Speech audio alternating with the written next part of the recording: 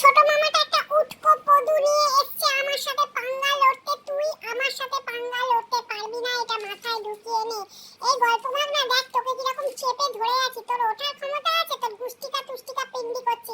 তোর গুষ্টিকা তুষ্টিকা পিন্ডি করে আমি চটকাচ্ছি। দাঁড়া, তোর কানের আমি দেখ কি করি, কান মুলে তোর।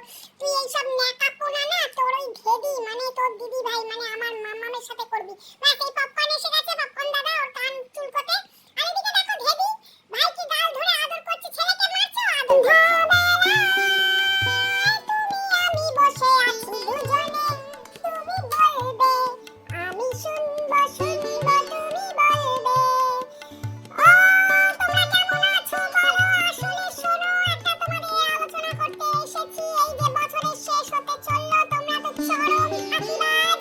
একটা নাচুও কতটা প্র্যাকটিস করেছো সে আমার জানা আছে। তোমাদের এক্সামটা তো আমার এবছরে নেওয়া হলো না, সামনের বছর আমি অবশ্যই এক্সামটা কিন্তু তোমাদের নেব। যত এই গোটা বছর ধরে যত নাচু শিখিয়েছি সব আমি এক্সামে নেব। তোমরা কি ভেবেছো যে গুরুজি এক্সাম নিচ্ছেন না, ভুলে গেছেন? তোমরা যদি চলো ডালে ডালে, গুরুজি কিন্তু তোমাদের চলে পাতায় পাতায়, মনে রাখবে কথাটা।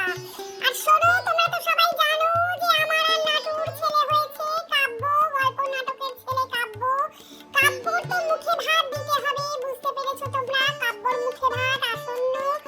আমি একটু ডাক্তার হয়ে গেছি, মানে এই দেখো ডাক্তারি করতেও ইচ্ছা করছে না, রোগীগুলো সব অসভ্য, এসে গলা চুক্কু করে দেয় না, কিছু না, দুধ তালিকা নিকুচি করেছে ডাক্তারের গোষ্ঠীর তুষ্টির